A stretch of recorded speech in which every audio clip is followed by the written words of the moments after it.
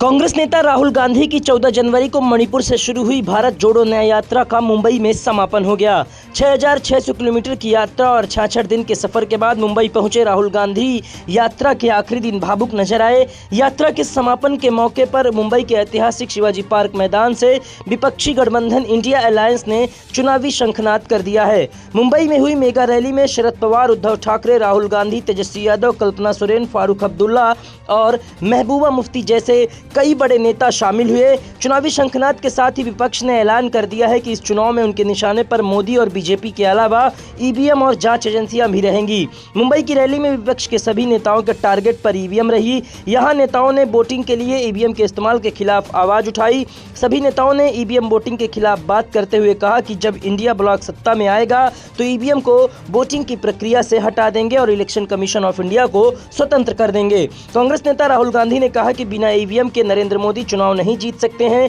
राहुल गांधी ने कहा कि राजा की आत्मा ईवीएम और ईडी में है। उन्होंने कहा कि मोदी सिर्फ मास्क है, मुखौटा है, जैसे बॉलीवुड के एक्टर हैं, उन्हें रोल मिलता है, जो उनसे कहा जाता है वही करते हैं।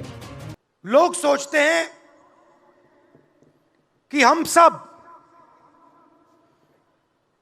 एक राजनीतिक दल के खिलाफ लड़ रहे हैं। देश भी सोचता है कि ये जो नेता स्टेज पे बैठे हैं अलग अलग पॉलिटिकल पार्टी से हैं, ये एक राजनीतिक पार्टी से लड़ रहे हैं। ये सच नहीं है, ये गलत है।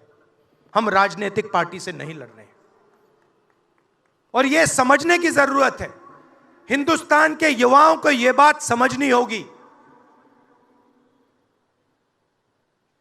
कोई और कहता है ये सब लोग एक व्यक्ति के खिलाफ लड़ रहे हैं, नरेंद्र मोदी के खिलाफ लड़ रहे हैं। नहीं, हम एक व्यक्ति के खिलाफ भी नहीं लड़ रहे हैं। ना हम बीजेपी के खिलाफ लड़ रहे हैं, ना हम एक व्यक्ति के खिलाफ लड़ रहे हैं।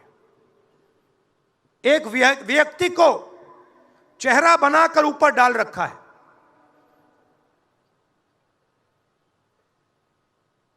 हिंदू धर्म में शक्ति शब्द होता है।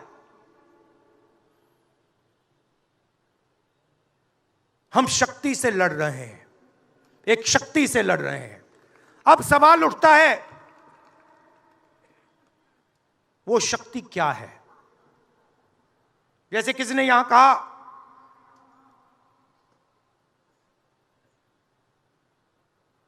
राजा की आत्मा ईवीएम में है। सही है, सही है। राजा की आत्मा ईवीएम में है।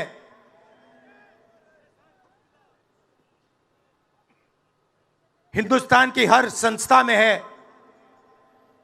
ईडी में है, सीबीआई में है, इनकम टैक्स डिपार्टमेंट में है। एक वरिष्ठ नेता, नाम नहीं लेना चाहता हूं, इसी प्रदेश के एक वरिष्ठ नेता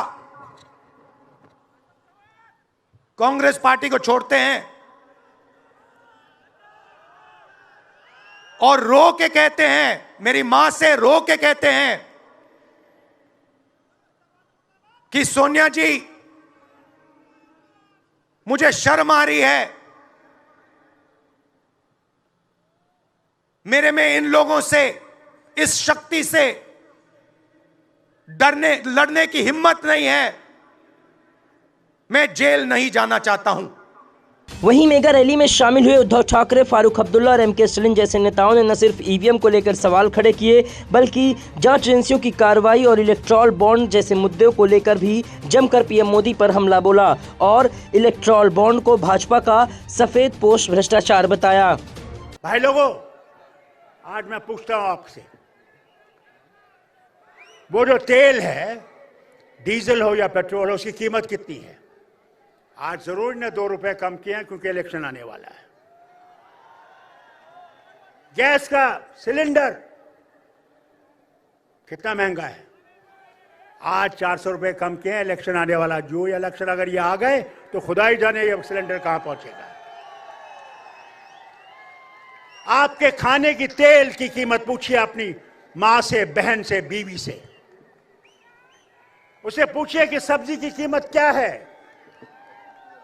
कहां पहुंच गए हम। जो चिल्लाते थे कि हम यहां गरीबी दूर करेंगे, क्या आज गरीबी दूर हो गई कि 80 करोड़ हमारे लोगों को अनाज मुफ्त देना पड़ता है। तो गरीबी कहां गई। बेकार हमारे जवान हैं, लड़कियां और लड़के पढ़े लिखे,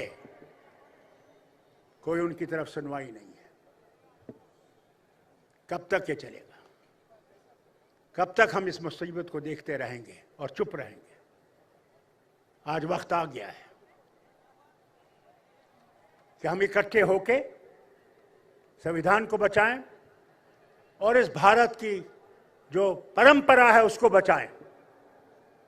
ये आप तक है। मैं यही ऊपर वाले से मांगता हूं कि आपको हिम्मत दे कि आप अपने आप को और सबको निकालें और वोट डालें। अगर आप वोट नहीं डालेंगे तो फिर आप कुछ नहीं कह सकते, मगर वोट डालिए, आपके हक में नतीजा होगा। कुल मिलाकर विपक्ष ने लोकसभा चुनाव के लिए कमर कस ली है। चुनाव प्रचार के दौरान विपक्ष का एजेंडा भी अब साफ हो चुका है। विपक्ष ने कहा कि उनकी लड़ाई सिर्फ एक चेहरे, एक व्यक्ति, एक पार्टी से नहीं है, बल्कि एक ऐसी शक्ति से है जो इस देश के लोकतंत्र, संविधान और भाईचारे के लिए खतरा है।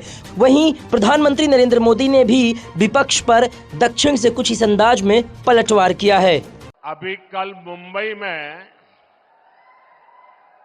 इंडी अलायंस की रैली थी और चुनाव घोषित होने के बाद इंडी अलायंस की ये पहली और उनके लिए सबसे महत्वपूर्ण रैली थी। उस रैली में उन्होंने अपना घोषणा पत्र जाहिर किया